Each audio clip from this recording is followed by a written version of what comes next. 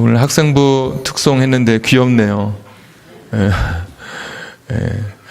아이들만이 할 수 있는 그런 특송이었던 것 같습니다. 그래도 아이들은 되게 이제 궁서체라고 해서 진지했을 겁니다.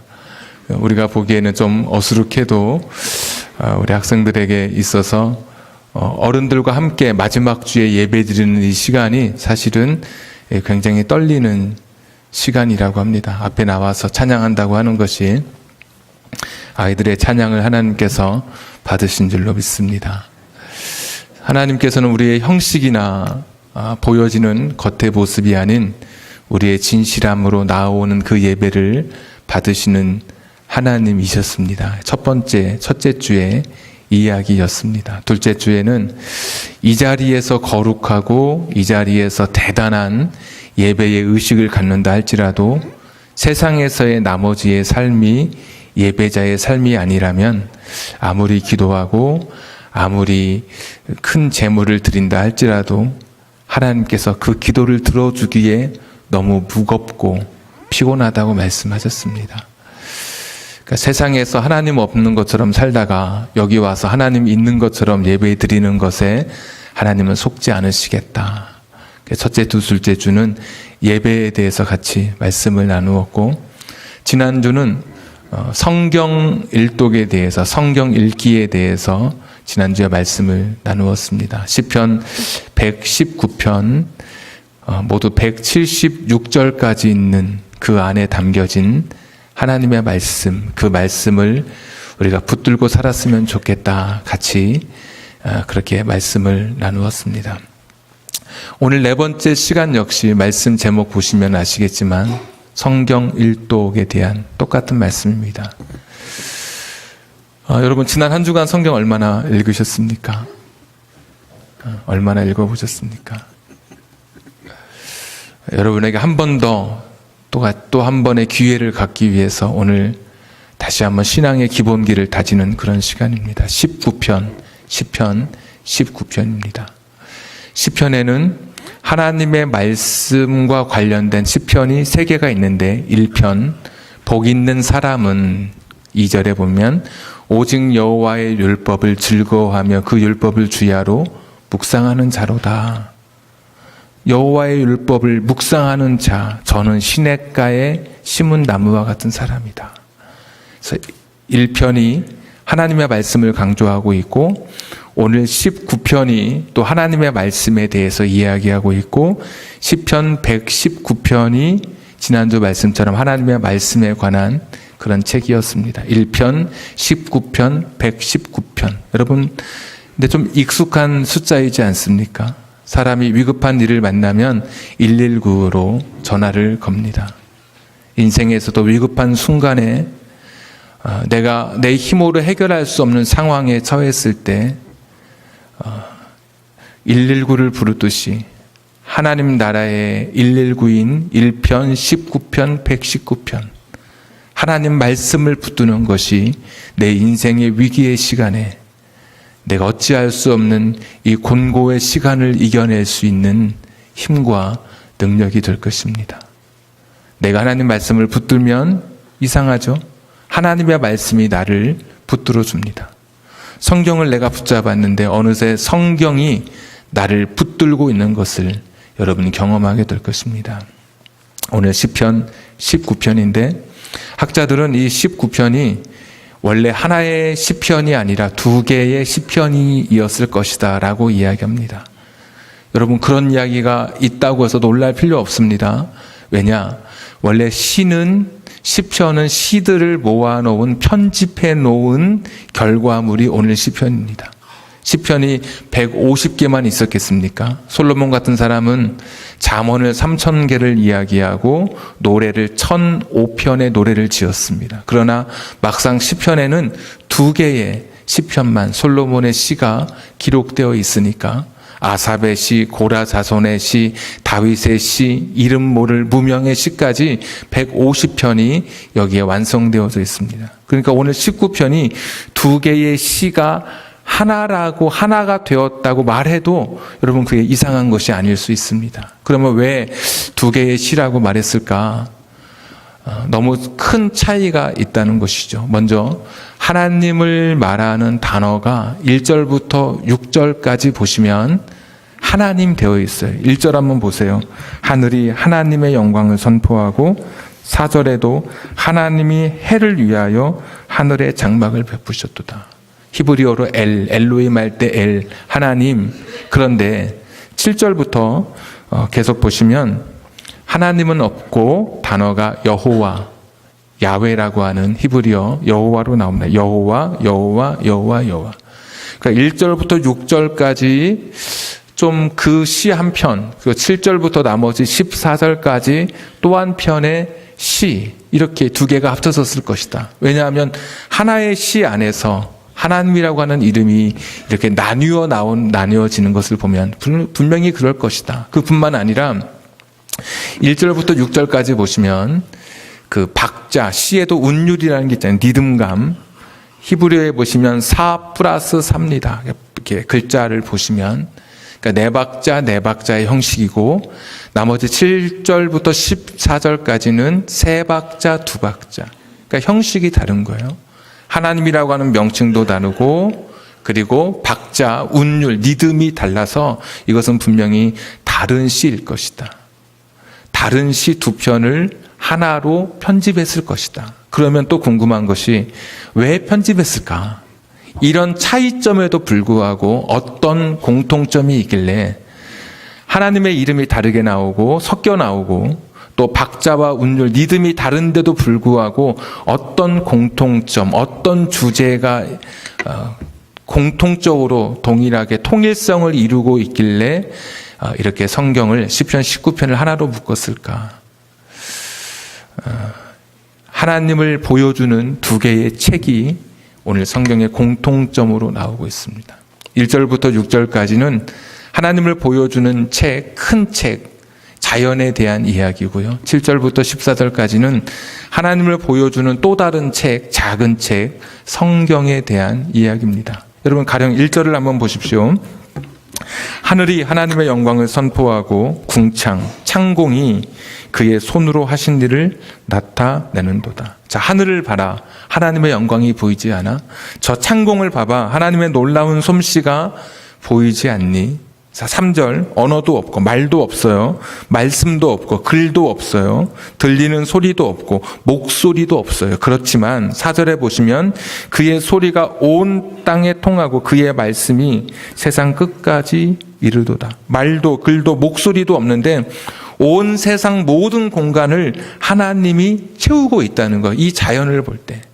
찬송가 79장에 보면 주 하나님 지으신 모든 세계, 내 마음속에 그리워 볼 때 하늘의 별 울려 퍼지는 내성, 주님의 권능 우주에 찬네, 이렇게 고백하는 것처럼 우리는 자연을 통해서 하나님을 알 수 있는 것. 이 자연이라고 하는 큰 책을 통해서 하나님을 볼 수 있다고 하는 것입니다. 심지어 그 당시에 가장 위대한 신이었던 4절, 5절, 6절에 나오는 태양조차도, 해조차도 하나님이 간섭하신 하나님의 피조물에 불과한 것이라고 이야기하고 있습니다. 그래서 로마서 1장 20절에 보시면 창세로부터 그의 보이지 아니하는 것들 곧 그의 영원하신 능력과 신성이 그가 만드신 만물에 분명히 보여 알려졌나니 그러므로 그들이 핑계하지 못할지라. 이 자연, 이 우주 속에 하나님의 신성이 또 하나님의 능력이 이 세상 속에 드러나 있다는 거예요. 그래서 자연을 볼 때, 이 큰 책을 볼 때 하나님, 그분이 살아계심을 알게 된다는 거예요. 그리고 오늘 이제 7절부터 두 번째 책인 작은 책, 이 성경에 대한 이야기를 해주고 있습니다. 지난주에는 하나님 말씀을 나타내는 단어가 히브리어로 8개가 나왔고 한글 성경으로는 12개가 나왔습니다. 근데 오늘 19편에는 하나님의 말씀을 나타내는 단어가 모두 6개가 나오고 있습니다. 한번 찾아보겠습니다. 7절에 보면 여호와의 무엇입니까? 율법, 또 중간에 여호와의 증거, 또 8절에 교훈, 또 8절에 계명, 9절에 경외하는 도, 또 9절에 여호와의 법, 이렇게 해서 모두 6개의 단어가 하나님의 말씀을 나타내고 있는 그런 단어로 표현되고 있습니다.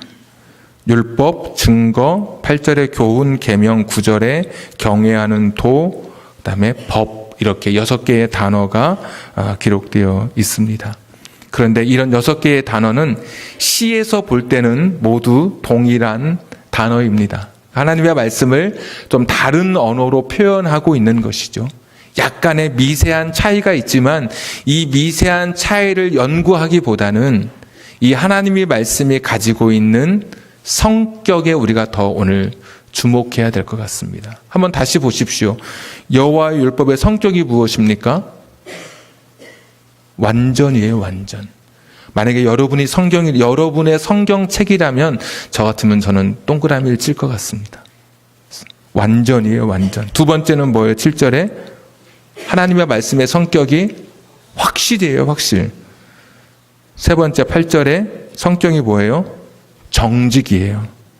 또 8절에 하나님 말씀의 성격이 순결, 9절에 정결, 또 9절에 진실.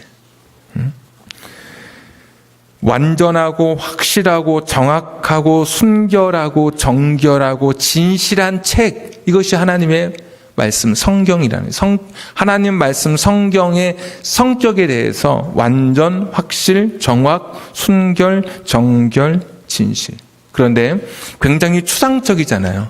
이게 완전하고 뭐 정직하고 확실하고 추상적인 의미로 잘 손에 잡히지 않는 그런 내용으로 오늘 하나님의 말씀을 우리에게 설명하는 것으로 오늘 시편은 그렇게 끝나지 않습니다. 다시 보시면 이 하나님의 말씀의 성격은 우리의 삶에 직접적으로 영향을 미쳐요. 추상적으로 그냥 잡히지 않는 어떤 형이상학적인 그런 단어가 아니라 우리 삶에 영향을 미치고 읽는 사람에게 변화를 가져오는 그러한 효과가 있는 그런 적용이 있는 그런 책인 것을 우리에게 가르쳐줘요. 다시 보십시오. 7절 완전해요, 하나님의 책은. 그런데 무엇하기에 완전합니까? 영혼을 소성시키기에 여러분 완전한 책이에요. 인생을 살다 보면 지치죠. 절망하죠. 피곤하죠. 쓰러질 때가 있죠. 포기하고 싶을 때가 있죠. 뜨거운 햇볕 아래 나무들이 다 잎사귀를 떨구고 있는 것처럼 우리 인생도 지쳐 있을 때가 있어요. 하나님의 말씀은 어떤 책이냐? 그런 인생의 영혼을 소성시키기에 퍼펙트한 책이다. 완전한 책이라고 이야기해요. 어떤 사람들은 소설책을 보면서 영화를 보면서 카타르시스를 얻고 누군가와 대화하면서 거기서 힘을 얻어요. 용기를 얻어요. 감동을 받아요. 그러나 그런 것은 일시적이고 단회적이고 부분적일 수밖에 없어요. 완전하지 않아요. 네, 우리가 가지고 있는 이 성경, 이 하나님의 말씀은 내 영혼이 다시 일어나는데 포기할 만큼 지쳐있던 내 영혼이 새 힘을 얻는데 완전한 책이다. 퍼펙트한 책이라고 말씀하고 있습니다. 오늘 누군가 이 자리에 오신 분 중에 지쳐있는 분이 있다면, 살아갈 힘을 잃어 용기마저 없는 분이 있다면 하나님 말씀을 붙들고 여러분의 인생에 영혼이 소성하는 은혜가 있기를 주님의 이름으로 축복합니다. 두 번째 보십시오. 확실한 책이에요. 뭐 하기에? 지혜를 주기에. 우둔한 자가 지혜롭게 되는데 확실한 책이다. 우린 세상에서 이 지혜를 찾기 위해서 경제신문을 읽고 부동산 소식을 찾아봅니다. 어떤 분은 손자병법을, 논어를, 맹자를, 그러나 주소를 잘못 찾았습니다. 전자제품을 사면 거기에 사용설명서가 따라옵니다. 우리 인생의 사용설명서, 그것이 바로 하나님 말씀입니다. 하나님, 우리를 지으신 하나님께서 우리가 어떻게 살아야 제대로 살 수 있는지, 전자제품을 어떻게 사용해야 제대로 사용할 수 있는 것처럼 우리 인생을 어떻게 살아야 제대로 살아갈 수 있는지를 어리석지 않고 우둔하지 않고 제대로 살아갈 수 있는지를 보여주는 책이 바로 성경입니다. 지혜로운 삶을 살아가는 데 있어서 확실한 책. 내 인생을 후회 없이 살아갈 수 있도록 그 길을 인도해 주는데 확실한 책, 바로 이것이 성경입니다. 하나님의 말씀이 우리를 그렇게 인도해 가셔요. 8절에 보시면 세 번째, 정직한 책입니다. 무엇을 하기에? 마음에 기쁨을 주기에 정직한 책이다. 올바른 책, 고든 책, 틀린 부분이 없다는 거죠. 정직한 책이라고 하는 것은 마음에 기쁨이 생겨납니다. 하나님 말씀을 읽다 보면 줄을 치게 되고 암송하게 되고 또 그렇게 살아가면 그 말씀대로 이루어지는 것을 보게 돼요. 내가 말씀을 붙들고 살면 행하는 대로 행함을 따라서 이 말씀 그대로 내 삶 속에 결실을 맺게 되는 것을 보게 돼요. 가짜가 아니에요. 이렇게 하면 된다고 했지만 막상 그렇게 했을 때 아무런 결과가 없는 이런 세상의 그런 책과는 다른 책이에요. 내가 하나님 말씀을 읽고 붙들고 하면 틀리지 않고 정직하고 고든 책, 성령의 감동으로 쓰여진 하나님의 책이기 때문에 이 말씀을 읽고 그 말씀대로 살아가다 보면 그 안에서 틀림없이 기쁨을 얻게 되는 거예요. 야, 맞아. 하나님 말씀이 틀린 게 없어. 그러면서 동의하게 되고 무릎을 치게 되고 내 안에 말할 수 없는 기쁨이 샘솟아나게 되는 책입니다. 8절 계속 보시면 순결한 책 이렇게 말하고 있습니다. 눈을 밝게 한다. 하나님의 말씀은 순결해서 눈이 밝아진다. 우리는 욕심으로 더럽혀지고 세상의 죄로 오염된 그런 눈을 가지고 이 세상 속에 살아갑니다. 미세먼지 가득한 것처럼 이 세상을 그렇게 바라봐요. 하나님 말씀을 읽으면 하나님 말씀이 얼마나 순수하고 순결한지 이 책을 하나님 말씀을 읽어가는 사람에게 청량한 하늘을 보는 것처럼 이 세상에 미세먼지가 다 거쳐지고 새로운 눈으로 새로운 시각으로 이 세상을 바라보고 인생을 바라보게 하는 책이에요. 그 책을 보면 볼수록 순수하고 순결한 책을 보면 볼수록 내 안에 더러움이 씻겨지면서 이 눈꺼풀에 덮여졌던 또 다른 막이 거쳐지면서 새로운 가치관과 새로운 시각으로 새로운 삶을 결단하고 살아가게 하는 책이 바로 성경책이라고 하는 겁니다. 하나님의 말씀이 그렇게 순수하고 순결한 책이다. 9절에 보시면 다섯 번째로 여호와를 경외하는 도는 정결하여 영원까지 이르는 책이다. 하나님 말씀은 중간에 사라지거나 없어지지 않아요. 그 많은 박해와 핍박에도 불구하고 지금까지 여기까지 저와 여러분의 눈앞에 손끝에 닿고 있는 하나님의 책입니다. 성경시대에 이교도들이 자신의 그런 신전에서 매음 매춘하는 그런 추악한 일을 보고 남색하고 몰록을 섬기던 사람들은 인신제사를 드리던 그런 것을 보다가 자신들의 율법을 보실 때 얼마나 찬란한 것을, 얼마나 위대하고 얼마나 신사적인 것을 느꼈을까요?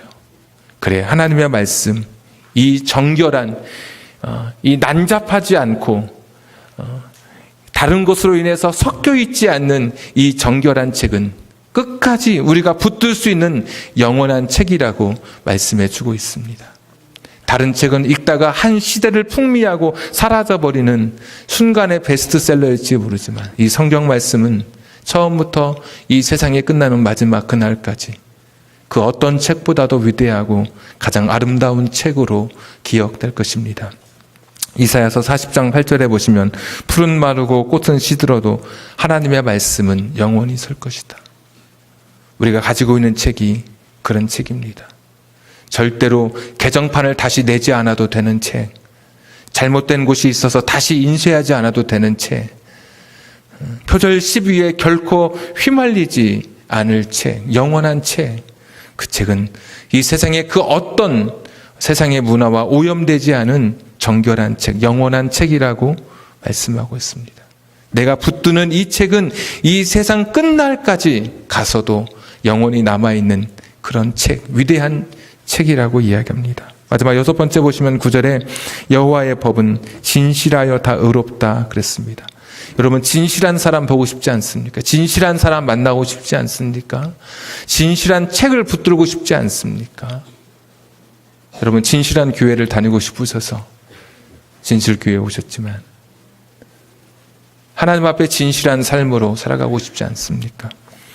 얼마나 진실하냐, 정말 의로운 삶이 어떤 삶인지 보여주는 그런 진실한 책입니다.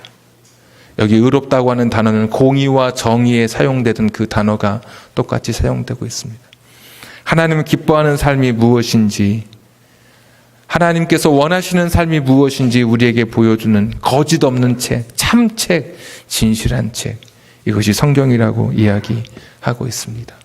오늘 7절, 8절, 9절에 보시면 여호와의 말씀을 나타내는 6개의 단어, 그리고 그 6개의 단어, 하나님의 말씀이 가지는 성격, 완전, 확실, 순결, 진실, 이런 6개의 단어가 있었고, 그리고 그 6개의 단어가 추상적이고 형이상학적이고 무슨 철학적인 그런 단어가 아니라 그 단어는 철저하게 우리의 삶에 영향을 미치고 우리의 가정을 변화시키고 우리의 인생 가운데 역사하는 그런 살아있는 말씀인 것을 우리가 보았습니다.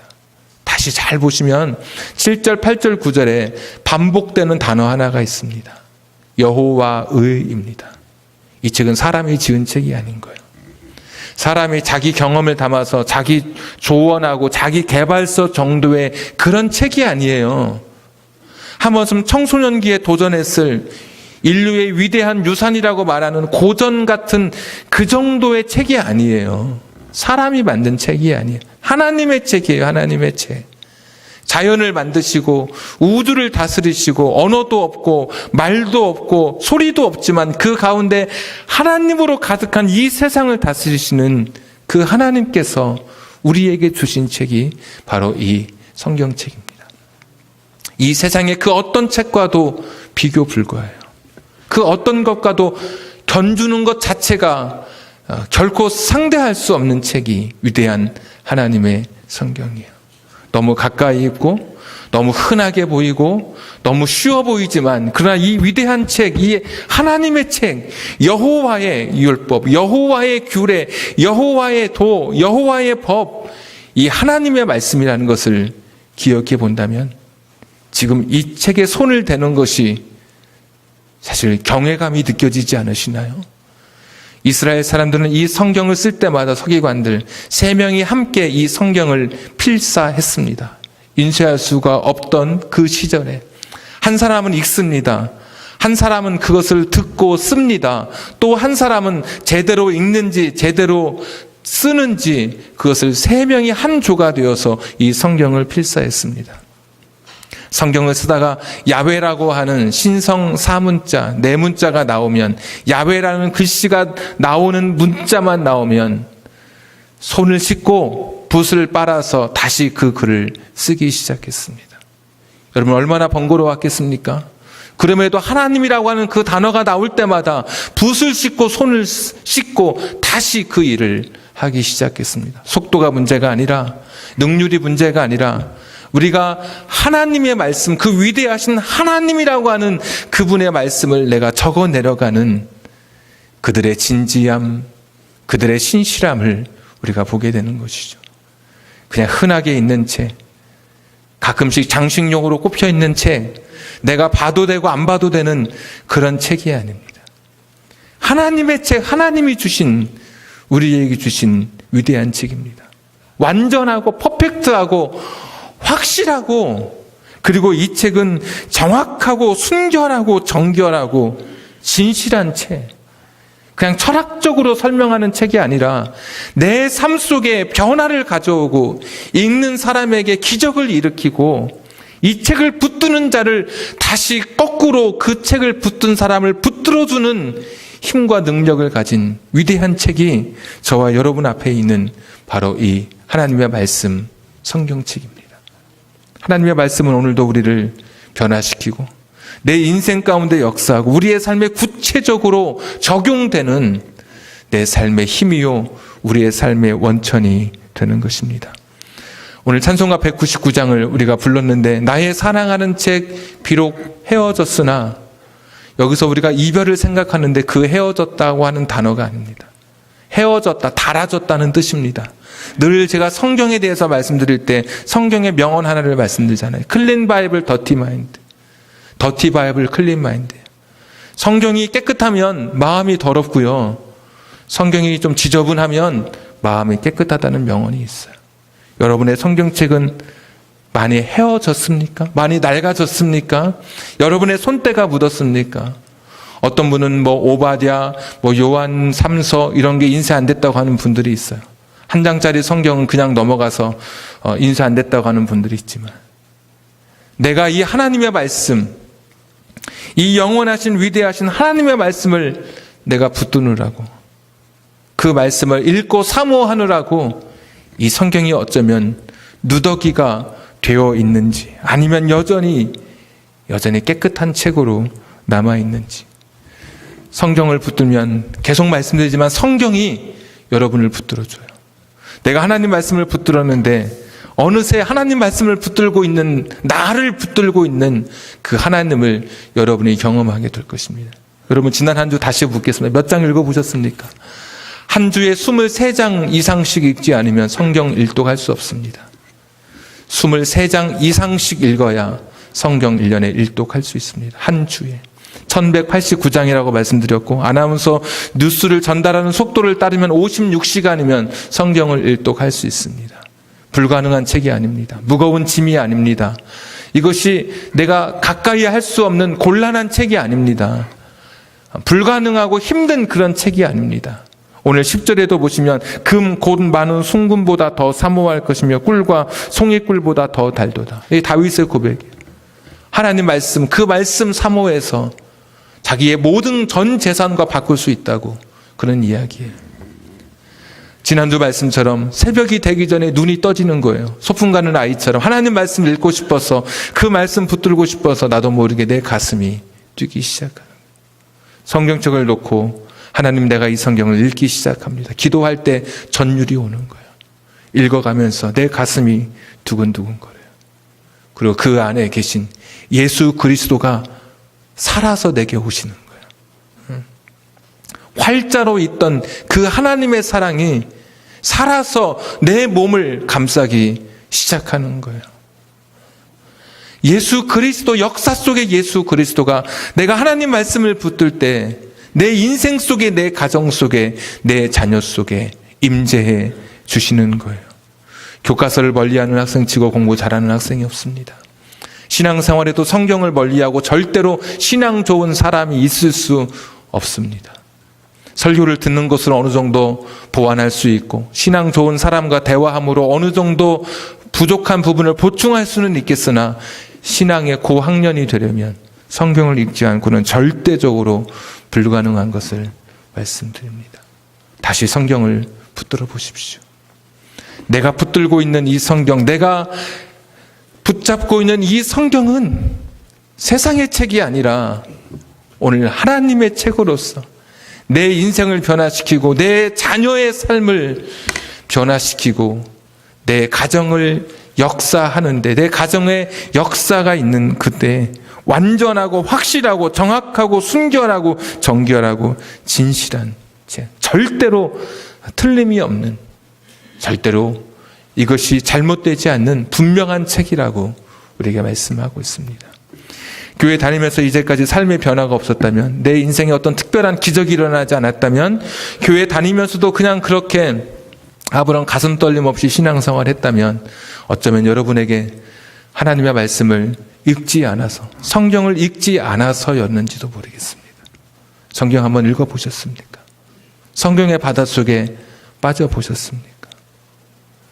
예레미야의 눈물 속에 같이 눈물 흘려보았고, 이사야의 그 호령 앞에 같이 나를 향한 이야기처럼 가슴 치면서 흠칫 놀라면서 하나님 말씀 앞에 여러분의 무릎을 꿇어보셨습니까? 하나님의 말씀이 전부입니다. 하나님의 말씀이 우리의 인생의 시작입니다. 복 있는 사람은 시편 1편 1절에도, 시편 19편 지난주 말씀 1절에도, 119편 1절에도, 그리고 오늘도 복 있는 사람은 하나님의 말씀을 붙드는 사람입니다. 여러분이 성경을 붙드는 그 순간 여러분이 복 있는 사람이 되는 그 시작이 바로 그때인 것입니다. 하나님의 말씀을 붙드는 그 순간 여러분의 삶이 복 있는 삶으로 시작된 것입니다. 기도하겠습니다.